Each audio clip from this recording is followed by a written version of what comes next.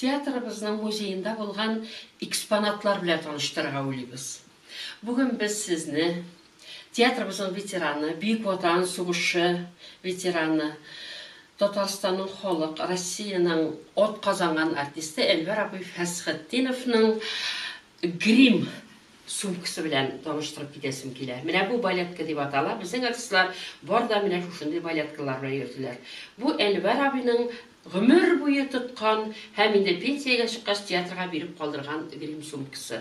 Күрәсез, анда куян тәпие бар. Безнең артистларыбыз тырнакларын сындырып, куян тәпиләре белән битләренә пудра сөртә торганнар иде. Һәм менә монда ике түбәтәй бар. Үзбәкстан якларында гастрольдә чакта бу түбәтәйләрне Әнвәр абый Фәсхетдиновка тамашачылар бүләк иткән. Миңа иң кызыклы экспонатларның берсе менә монда Ленин образын башкарган вакытта Әнвәр абый кигән парик, ябыштырган бурын һәм сакал. Моның иң кызыгы нәрсә? Бу вакытта әйбер юк чор. Ленинны уйный Әнвәр абый. Бу парик өстенә фуражка кияргә кирәк. Ленин бит фуражка киеп йөргән инде. Бернинди дә материал таба алмыйлар. Әнвәр абый өенә кайткач, шифоньерны ачып караса, аның хатыны Хәкимә апа алып элгән бик матур кара пальто, кышкы якалы.